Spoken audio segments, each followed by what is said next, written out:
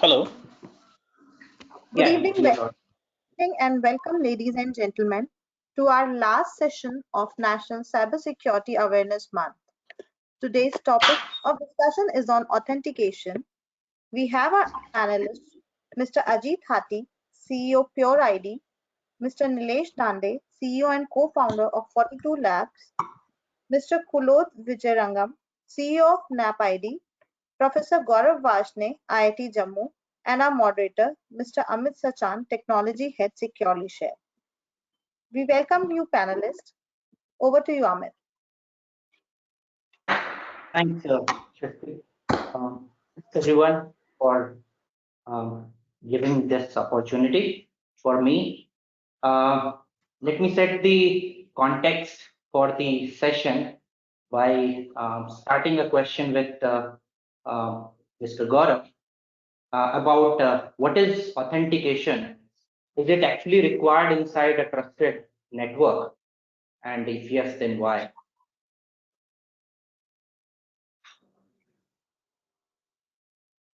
Thanks, Amit, for the question. And thanks to all the members who have joined today for this panel discussion. The need of authentication is what you can say, it's a primary thing on the internet, which is required to provide any service. As of today, if you see any service that you're using a kind of authentication. And what is authentication? It's very simple to understand. Authentication is verifying an identity. Right? So it includes two steps. First of all, having an identity, and second, verifying whether the person who is claiming this identity is actually the person who's having that specific identity by any factor of authentication. That factor of authentication can be something that that person knows or anything that that person has. There's so many ways in which the authentication can happen. Authentication not only happens between the user and the system, authentication happens between the processes or between the systems themselves. The question that you have asked that whether it is required on trusted network, yes, it is required on trusted network. The zero trust architecture that we are all going forward with requires that whether it is a trusted network or an untrusted network, both the networks should be treated equally when it comes to authentication. A very simple example of this can be an attack such as SSRF.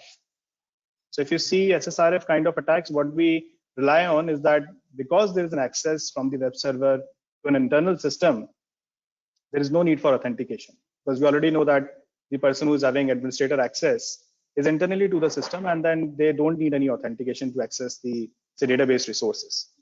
But we have seen that attacks such as SSRF, server-side request forgery, they have proven that whether it is trusted network or untrusted network or internal access or an external access, all of these accesses should be authenticated. The identity should be verified, whether it is between two processes, two subsystems, or whether it is between a user and a subsystem. Thanks, Dr. Gaurav. So from this, did we say that both identity and the password both are part of the authentication? Exactly. Or, yeah. So when you say authentication includes two steps. You must have an identity. An identity should be there. For example, you say that I am Gaurav Vashne. Now, the second thing of the authentication is proving that you are Gaurav Vashne. So, for example, let's suppose you say that you are going to access my account. Your identity is the email ID. And then you need to prove that this specific identity is accessible to you. And there you use the passwords or any forms of measures to prove that this identity is in your ownership. And there are different mechanisms to actually achieve authentication. We all know security keys are used. We use passwords. We use two-factor authentication. We have seen that nowadays, the easiest form of authentication on the web is just having an OTP. So basically, first of all, you prove that this specific mobile phone number is in your ownership. And then you every time use a OTP to prove that you are behind the computer because you are in the ownership of that specific SIM card that you have registered with the system. So having an identity is the first step to authentication. And the second step to authentication is verifying that you have access to that identity. Sure, thank you. So with your response, as you mentioned that the easiest way of authentication nowadays we are seeing on web is OTP based authentication. So probably I will go to Mr. Kuloth about how important it is in terms of selecting an identity server or IAM, because the very first criteria when we going in a exercise of choosing an IAM for an enterprise is the end user ease. As Dr. Gaurav already said that OTP is the simplest one. So with this, are we compromising on the security, and how this industry is tackling these issues? Hello, everyone. Thank you for this opportunity, and welcome all the panelists again from my side. And thank you for this question, Amit.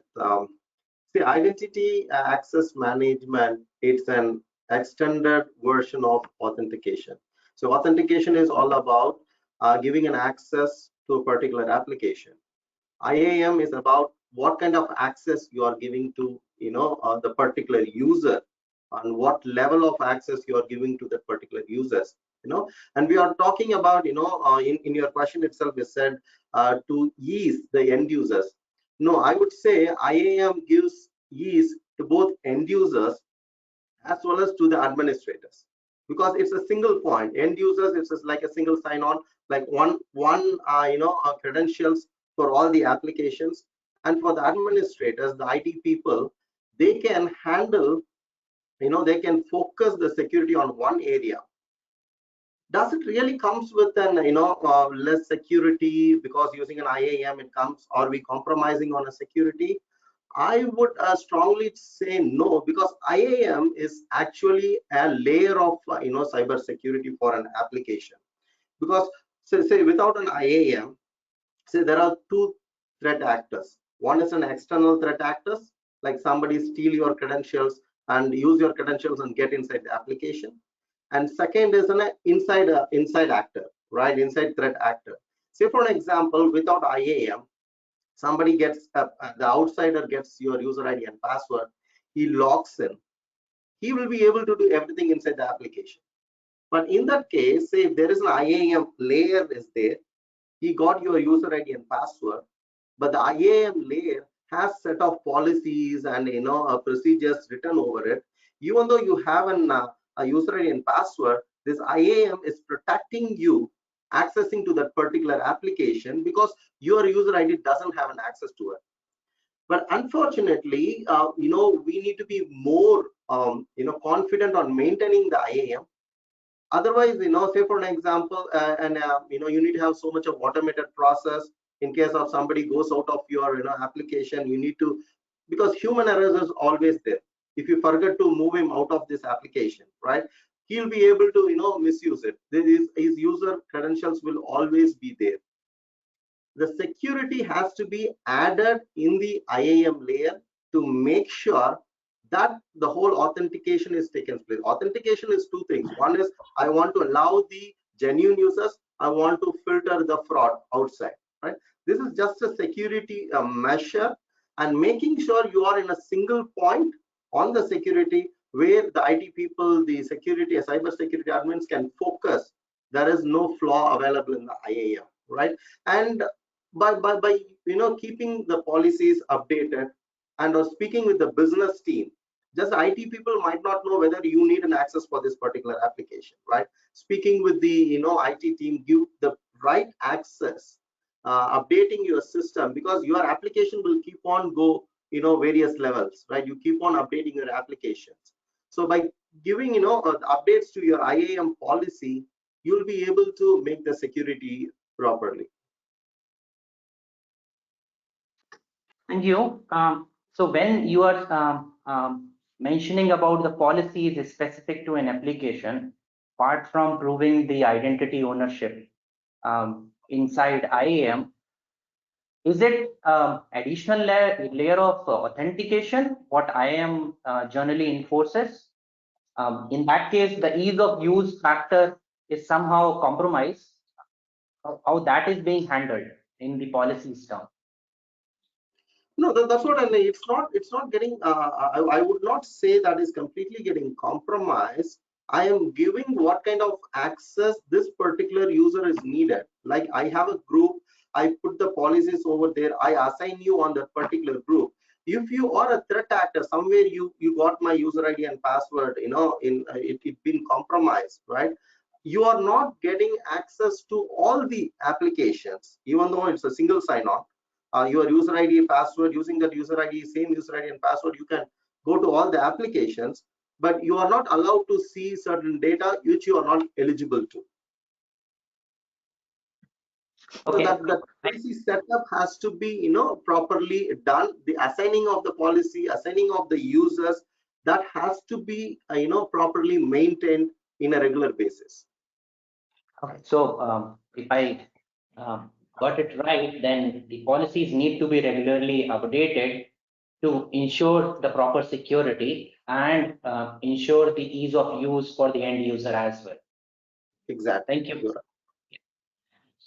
So one more thing comes in this discussion related to authentication, and which is multi-factor authentication.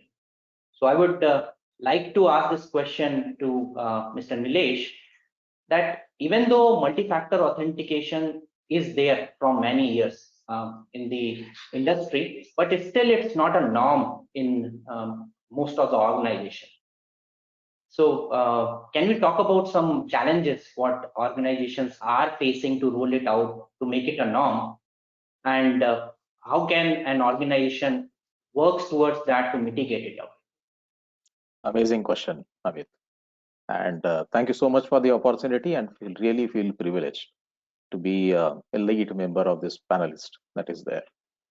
So before we kind of jump into that, okay, so you're right, Amit. So multi-factor authentication has been there for donkey's years now, right? I still remember for the olden days, we used to carry that RSA token with us, right? It used to generate an OTP, and then using that OTP, you log into VPN, and then you get access to many of the things. So RSA, if you look at it, it is like an age-old technology, almost 2 decades old now, but still it is not prevalent. So before jumping into that, okay, I think it would be important for probably the audience to actually nail down what does actually the multi-factor means. I think Dr. Gaurav mentioned it a little bit, but I'll just kind of elaborate on it a little bit. Okay, primarily we deal with 3 factors. Of course, there are multiple factors that we can consider. One is what you know, which is what remains in your head, right? Which primarily is passwordless. Ajit is probably opposing that thought process, and for the right reasons as well. The second is what you have. So the physical possession of something, right? So when you receive an OTP, unless and until you have the physical possession of your mobile phone, you will not be able to log into a service or not able to conduct a transaction. So that means that is a second factor of authentication. And the third factor is who you are, which is your persona, right? Your biometric, the fingerprint, the iris, even for that sake, the voice. Okay, the voice technologies has also now advanced to the level where they can be used for doing the multi-factor authentication. And of course, now there are other things which are coming, which is a location base, right? Where you are. That is another factor. People have tried to add or trying to add in the adaptive authentication or probabilistic authentication model on how you behave as well, right? So there are AI who's coming into the picture saying only if there is a behavioral change that is happening, that could be considered as an additional factor of authentication. Now, so many factors are there. So what is the reason? So the reason is actually there is a triad, the 3 things, which has to come right inside the organization's head to adopt the strategy. And although we think that it is simple to implement a multi-factor authentication, see this, the triad is in terms of security, and we, all of the cybersecurity companies, okay, Kuloth can appreciate, Ajit can appreciate, has to face this triad always. It is a cost, user convenience, right? And then the integration part of it, right? The TCO, again, that relates to that, but the operational overheads related to that. Unless and until these 3 things actually come together for an enterprise, it becomes extremely complex. So that is a problem number one. So for a CISO to convince his management that I want to implement a multi-factor authentication for one of my digital services or many of my digital services, for him to build up a case, all these three factors has to come together. Okay. So it is always the cost of breaking the lock versus the cost of implementing the lock, right? Installing the lock. That is what we have seen, the age-old argument about the security, although that is changing now with the CISOs getting the board seats as well in the board meeting. Okay. Further to that, as your digital transformation journeys kind of a progress, there is a phenomenal growth into the applications and the digital services. And these are varied, by the way, right? So you actually look at now the shift of initiative, right? People are going inside a cloud. But when you are going inside a cloud, your on-prem is still there, right? You are still using some SaaS services. You are still using some cloud services. So that means all of these three things has to come together. So as Kuloth has mentioned, the need of an IAM, a right IAM or the right identity infrastructure is critical before even you kind of think about doing a multi-factor authentication. Okay. Again, the nature of the regulatory regime actually plays a major role, right? So all of us use multi-factor authentication, by the way. Why is that? Because RBI mandates every bank to have the transaction authenticated, right, for each of the transactions. So regulatory also plays the regulatory regime that is there, and the complexity of the implementation, right? So do remember, from the enterprise's perspective, if you are able to convince your top management of these three triad and able to figure out the amount of trust that is needed to be instilled. Somebody use the word zero trust as well. Beautiful topic, but we can go that at later point of time. If you are able to convince that amount of trust that is needed for accessing your digital services more, you'll be able to implement some kind of a trust or the multi-factor authentication. And last but not the least, see, every application will have a varied need. Okay, some application you can just go do away with on-device biometric, which you use on your mobile phone. Probably the stockbrokers now are saying, okay, you can just do a fingerprint and get inside your stockbroking account, right? To make it easy. For a banking, it is not possible. For an enterprise CRM application, probably you have to use something or other. And lastly, it is a little bit about education. That's what we are doing right now here, right? So if I ask a question to the audience right now, how many of you, for you accessing a Gmail ID, use a two-factor authentication? Okay, guess how many hands will be raised, right? So that's the source of the problem. Thanks, Nilesh. So because you brought up the zero trust architecture, it's the new buzzword, and there are multiple factors, reason.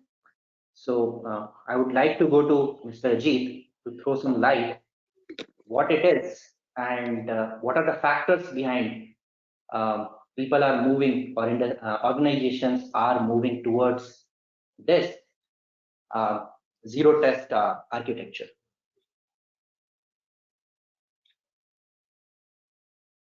Hey, thanks, Amit. So thank you, Nilesh and Kulut and Gaurav for setting up the context, right? And yeah, let me also thank DSCI and National Center of Excellence for organizing this. And thanks for this honor. Amit, coming back to your question, zero trust. So now zero trust, it actually originated for the problems VPN had. If you connect to VPN, then you are uh, uh, in the network and you can access any part of the network, right? So people thought that since you are a part of the network, you shouldn't be accessing each and every entity in the network. So you should need something which restricts your access to particular applications, right? So just being part of the network shouldn't make you eligible for everything. So that's the reason zero trust term was coined, so that for each service that you are accessing in the network or server separately you are accessing the network, you should be authenticated or you should be verified for. Okay, so that's where zero trust term was originated, but then Gartner feels that it has been hijacked in every field now. It now is applicable for authentication, authorization, and maybe everywhere, right? So yeah, let's restrict our focus to zero trust authentication. Okay, so what does it mean? Is even if user has a credential, like I have password of my account, okay, I shouldn't be given access to my account, right? Because one, you don't know whether it's me or someone else giving you that password, right? So that's the reason you need more factors to trust the user. Okay, so that is the reason MFA will come into picture, right? Now, even if you have passwords and MFA, you shouldn't be given access, because we don't know what type of machine you are using.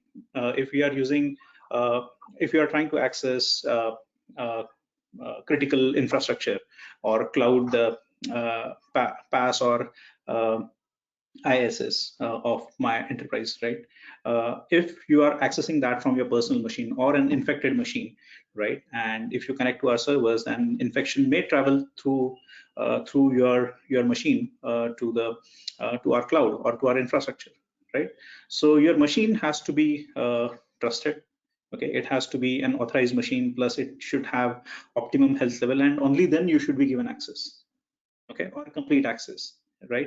So you can expand this trust, okay, right from trusting password to in checking for everything or verifying whether it's really you, whether you are coming from a hygienic device, and do you, what type of role you are trying to access, whether I'm trying to access my services as Ajit or as an admin, because I can access as admin as well because I have that privilege, right? So based on my current risk score, whether I should be given access as Ajit or admin. Okay, so all these things can be considered while giving you an access. Okay, it's not just giving you the access just because you know the password, right? So that's how zero trust is coming into picture, to harden the things or to bake in more security into the day-to-day operations that we do in simple authentication and authorization as well. Okay, so that's a little elaborated explanation of zero trust. Anything else, Amit, do you want me to discuss around this? Yes, on zero trust. So is it a separate activity organization is doing, or the way Kuloth mentioned, IAM are now tuned with zero trust or policies driven authentication? So is it close to that? Yes. So yeah. Again, the policies, it can be again location based, etc. Based on your security requirements or your risk perception, you can define your policies. Okay, and it can be combination of the user's privileges, the kind of device and kind of network location. Okay, all these things can be part of your policy, and most of the IAMs, they are now considering these or providing you a solution or options to configure these. Yes. One last thing I want to extend it further, Ajit, is yes, security is the primary concern in terms of zero trust architecture. Are there other factors in terms of compliance or anything else which forces an organization to move towards zero trust? Yes, so there are many things. Okay, one is as I mentioned you, the device posture, because since people are working from home, you don't know whether people are using their corporate devices or personal devices, right? And since all the services are SaaS based, you can access it from anywhere, right? You don't have to be in the corporate network to access your enterprise applications, right? Now, people or organizations do want to ensure that you are every time using corporate devices only, on which they can enforce the controls like DLP, okay, health check, etc. Right? So these are also required by the compliance standard. Okay, that you should be using only trusted device to connect to the network. Okay. Second thing is, you shouldn't be able to share your credentials with others. Okay. Today, password I can share it with my friend. MFA I can definitely, if it is OTP, I can again forward it to my friend and he can log in. Right. So there is a compliance or regulatory requirement that people shouldn't be sharing their accounts with their colleagues or friends. Right. That also needs to be enforced. So you need to look for better solutions which can help you to do this. Right. Yeah, sure. Thanks, Ajit. So now, because both Ajit and Nilesh, you mentioned about devices coming into the picture of authentication. So I would like to go to Dr. Gaurav, like with the introduction of working from home or bring your own device, bring your own identity or working or remote working culture, how it is changing or impacting the authentication landscape now?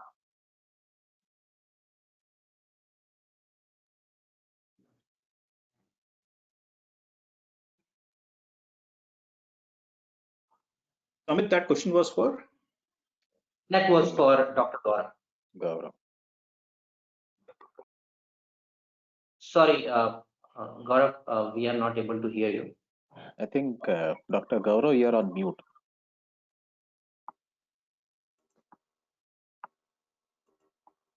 Hello?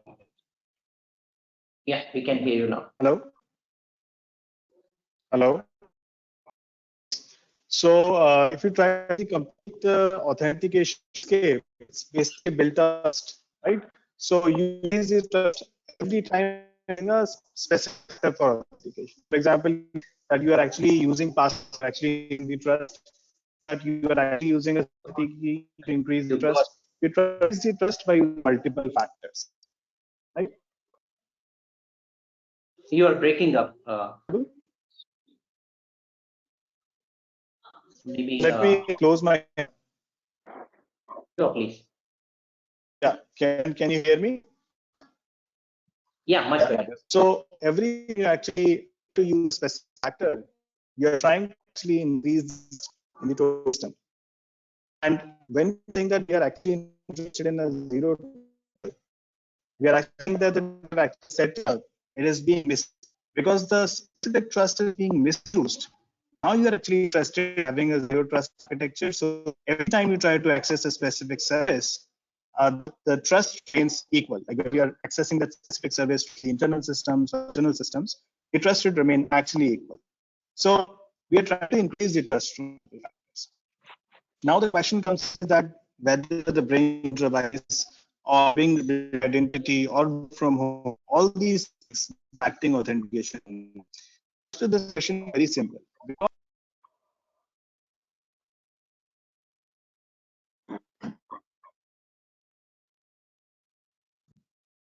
Sorry, Gaurav, people we to lost use you again.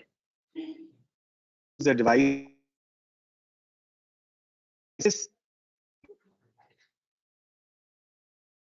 you're allowing people to bring their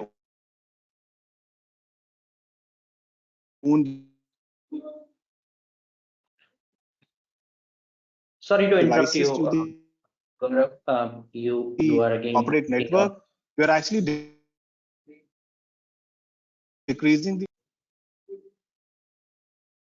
Uh, Mr. Kulu, would you like to answer what I requested, or should I repeat it? It's like how bring your device or work from home concept is changing this authentication landscape, because now we are bringing in devices and others also in this authentication picture. Yeah. See, bring your own identity or bring your, it's like of a convenience, right? Today, wherever you go and log in, you see a lot of social, media login forms and, Google login, but you just use your single identity. Like I have my Gmail user ID and password. I want to log in into certain other application. I simply use that. And then, I log in on my own identity. It goes over there. I doesn't need to, even for the application, they doesn't need to create a separate identity for an users. And second thing is, whenever we use this, own identity, like I'm using my Google identity to log in into a certain other application, Google won't share my password to them. All they do is they authenticate, like this is the user, right? So my password doesn't been shared anywhere. In case they got into a data breach or the application got into a data breach, my credentials are safe. So that is how I see it's a convenience is there. I doesn't need to remember so many passwords, right? So today, every day so many new applications are coming into the world, which means new passwords are coming into the world. And anyway, as a human behavior, I'm going to use the same password everywhere. I cannot remember, all the passwords at the same time, right? So any one place, it is getting compromised. All my credentials are compromised because as a human I have the ability of using the same password everywhere, even though the compliance says don't use it. Correct. So here bringing an old identity, what I feel is like, okay, one place I have it secured. I'm just using my identity and creating the entry to that other application, and keep on going it, and my credentials are not being shared anywhere. Okay, thanks, Kulot. So this actually comes to an interesting thing. So we have seen such an incident where a unified identity, or the way you mentioned, like there are login buttons popping up on all the applications related to login with Google. So recent security incidents are like somebody's Google credentials got compromised and the chain reaction got started.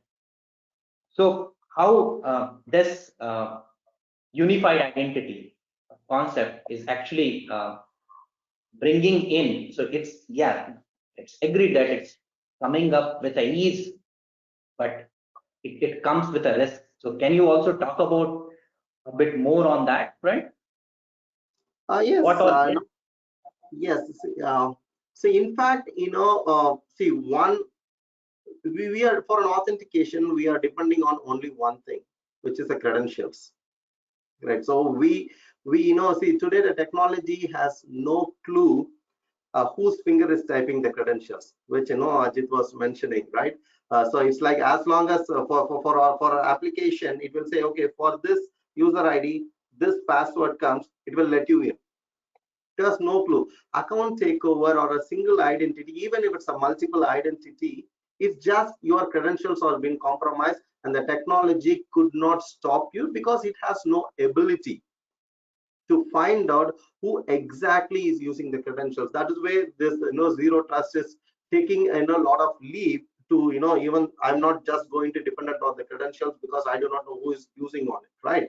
See, whether it's a single sign-on where one I use one credentials to use it on multiple application, or I have several identity, several credentials for separate application, password compromised or account takeover is very simple nowadays, because I have no clue how people are, I cannot control people stealing the credentials, and we have no clue how we are losing the credentials, because we know that our credentials are compromised only after certain things are happened. We need to change the way the authentication is happening. So what we suggest, even in our organization with NAPID, what we suggest is, we love to authenticate the U, not the alphabets and numbers, not the keystrokes. Password is a 50-year-old technology. As Nilesh was asking a quiz, how many people is having an MFA for our own Gmail account? Correct. If there is always a resist over there, right? Even though we know that's a security. Yeah, banks, we will do it because that is being enforced by the bank, not by us. If even bank says, if you want to keep the MFA, keep it. If you want to keep an additional factor, we say keep it. We are still working on this 50 years old methodology of password typing and going in. So we need to find a way, like so many new methodologies came for authentication, just not depending on the value checking password, because it has no clue who is typing. OTP fraud is too much, correct? So we need to find a way, which solutions are available. That's what we always do. I want to authenticate Amit or Nilesh or Ajit, not the characters is being typed. That is the advantage for the hackers and frauds who are sitting from some corner of the world, because technology is allowing anyone to type anyone user ID. Okay, so that's how it goes. So for me, whether it's a unified identity or multiple identity, authentication methodology has to be changed. But if it is a unified identity, there is a convenience for both the end users as well as to the application owner. To the end users, for them it's a convenience. The application owners, for them it's in a single place they can protect it. That's how I end this. Thanks, Kulot. So I want to extend this question to Ajit as well, considering the point of unified identity, the convenience it brings in, and the multi-factors which are depending on device and which are being challenged by now, bring your own device, bring your own identity. So how these two things are coming along in the authentication domain. Yeah. So, Amit, as far as bring your own identity is concerned, okay. Kulod said that we are using our Google's credentials to authenticate into multiple other services that we use, right? So if at all I have to bring in my own identity, I will bring one that Nilesh will develop. That is Lab 42. Okay, so they have been doing a phenomenal job in defining users' identity along with users' credentials, which they credentials as in work credentials. Okay, their educational or professional credentials, which they can combine and build an identity for you, which you can use again. The advantage of using their identity is because every time I'm using Google's identity. Yes, I'm not revealing my credentials to all the services that I'm using, but Google is aware that Ajit is accessing Zomato, Ajit is accessing Make My Trip, Ajit is accessing Book My Show, right? So where is my privacy? Google knows what I'm doing, when I'm doing, right? What all services I prefer, right? I'm losing big on privacy, right? So I will definitely would like to have an identity from a trusted third party, okay, who is dedicatedly serving to provide you a best identity solution, like what Nilesh sir has been doing, right, rather than Google. So we have to be mindful if we are bringing identity, what type of identity we are bringing, right, because it will have its own implications, right? If not security, then privacy. Okay. So as far as my personal usage is concerned, I'm fine with Google, but if we are using it in corporate environment, then yeah, Google may not work. Okay, and you have to look for better solutions, which people out here are building, right? And when you are bringing your own device, yes, again, enterprises cannot enforce a lot of controls which they can on their corporate devices on your devices, right? So there has to be a mechanism where they can have a minimum sanity level on your device, okay, and they can check that when they are authenticating you. So they are not just authenticating you as a person, but also checking the device. Okay, so that's where the authentication process gets complicated. It's not just credential checking. Okay, it's sort of device posturing which has to be checked, because at the end of the day, your device is becoming part of the network through your credentials, and whatever rights you have, okay, your uh, device becomes an instrument to give someone else an access into your network or on your uh, cloud-based infrastructure.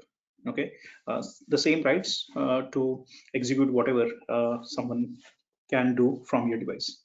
Okay, so yes, bring your own device, bring your own identities comes with its own challenges. Okay, and we have to be mindful of that.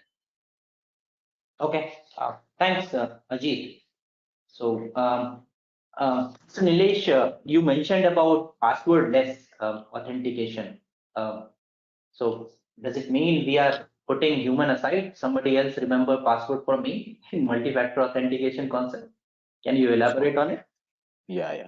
So I and Ajit vehemently oppose to the question. Okay. So fun aside, see, I will tell you the story.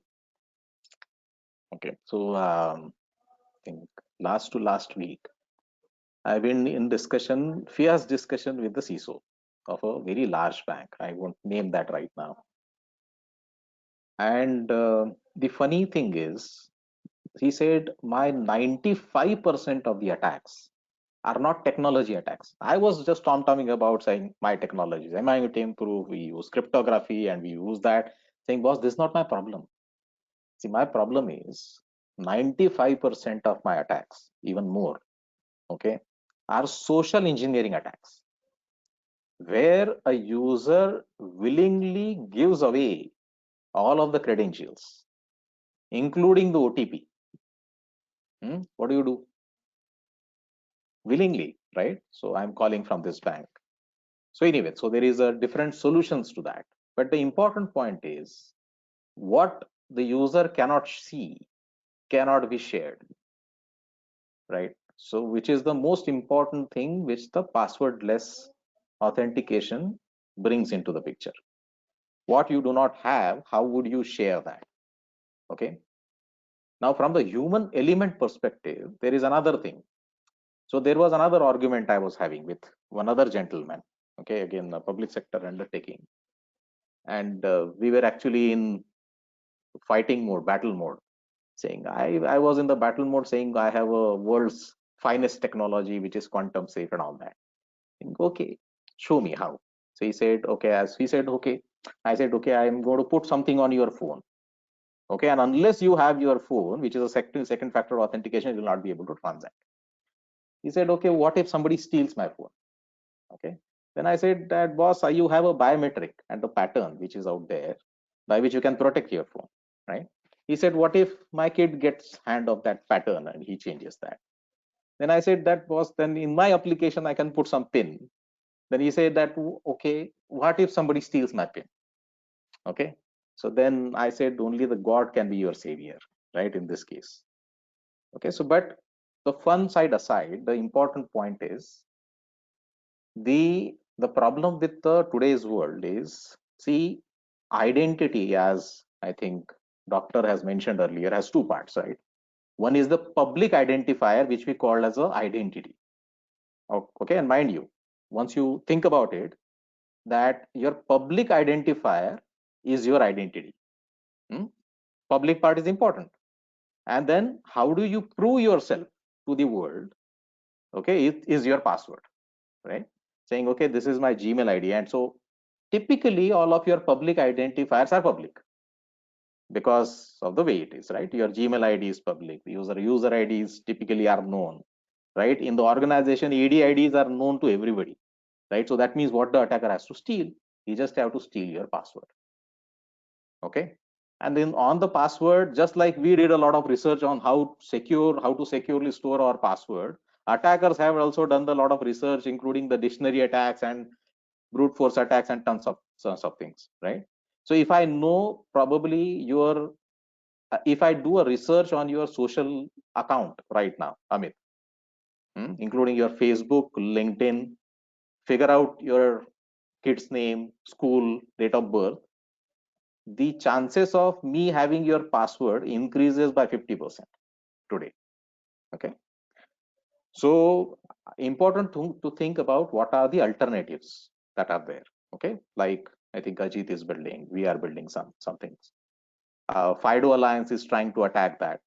FIDO, I believe everybody is aware of, right? FIDO is the alliance of the authentication providers, where you can actually bring your own authenticator device and then log into your machines, or let us say website, or let us say to Google, without having to reveal the data, a lot of it.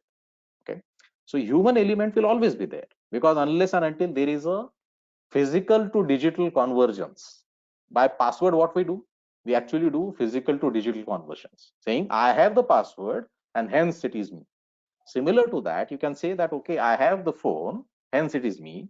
I have this fingerprint, hence it is me. I have this behavior, hence it is me, right? I have this cryptographic key, hence it is me. So there could be, I have multiple things where that human connections will be there. Okay, so password do have the merit. Where do you want to utilize that? It is up to us. Okay, especially into the consumer domain, when you talk about consumer customer identity and access management, the CIAM world, okay, the things might be different.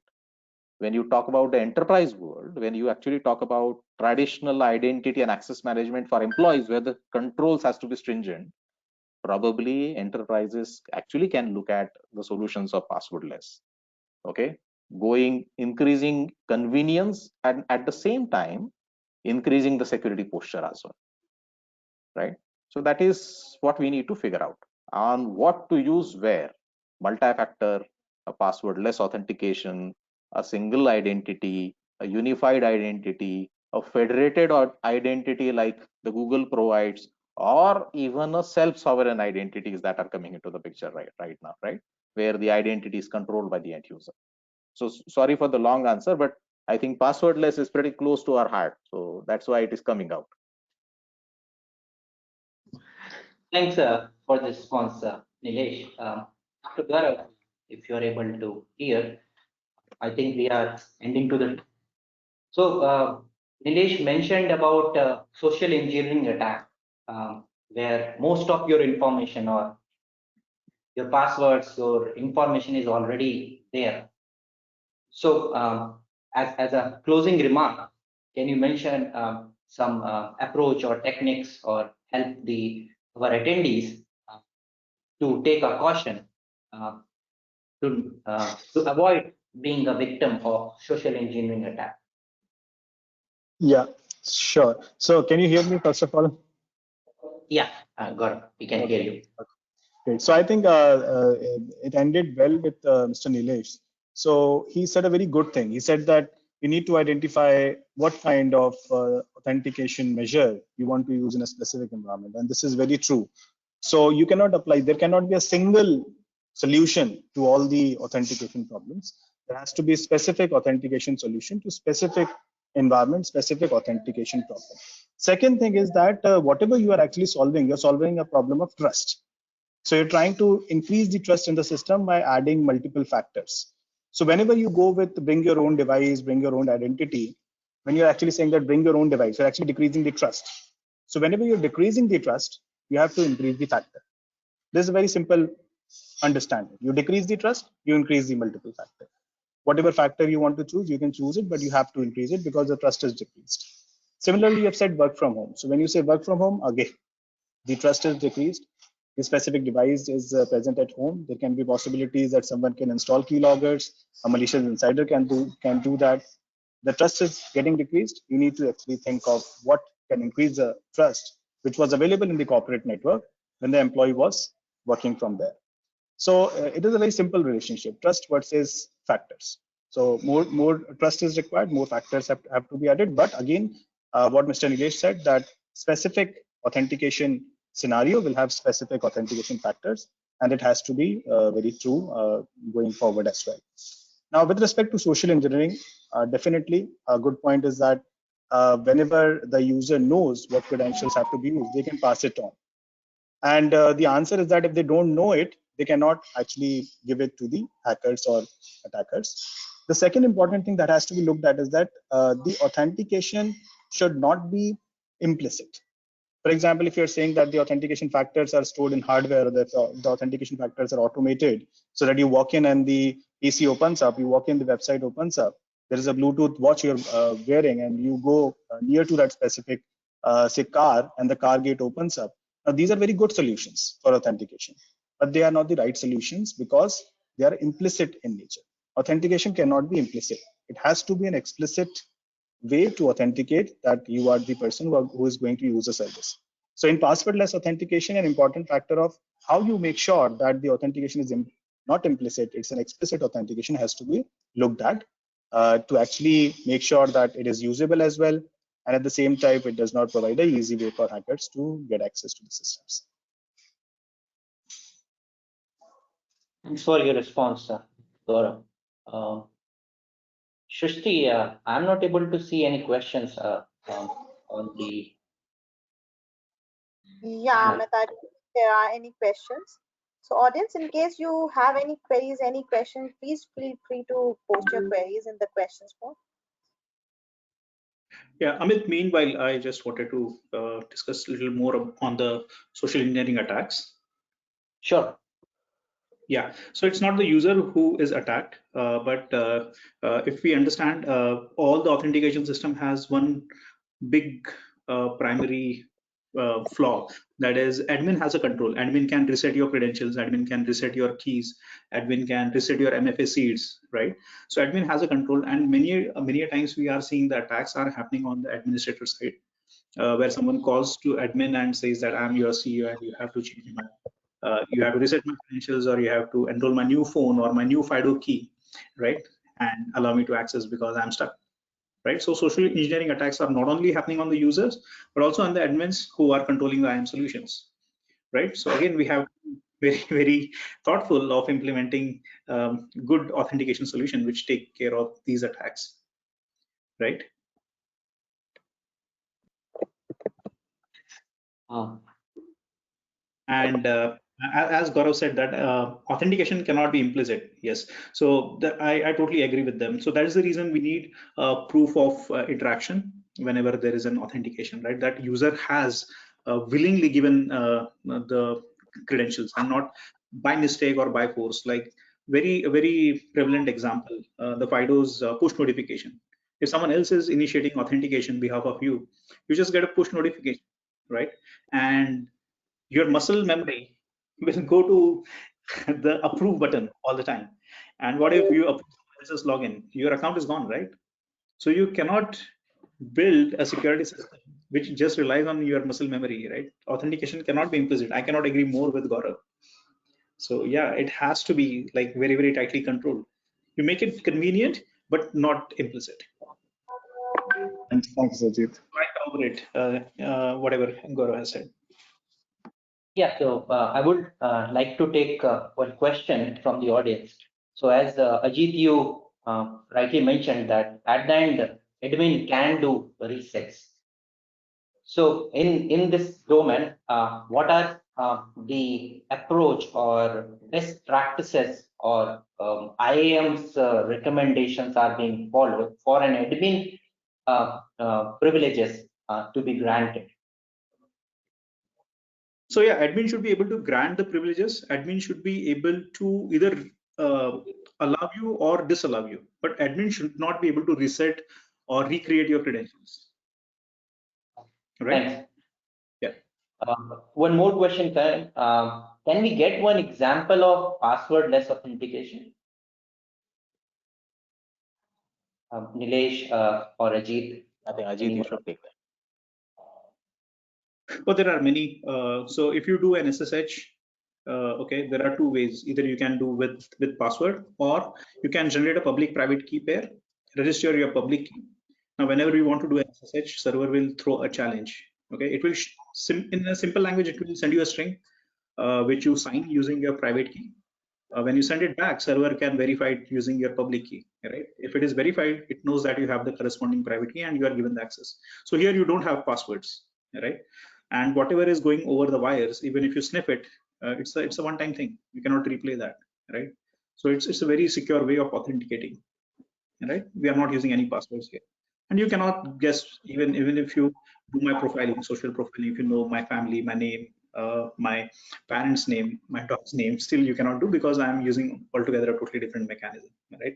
Now, how to provision these keys, how to enroll these keys, how to help user to rotate and manage these keys, how to help user to derive these keys, etc.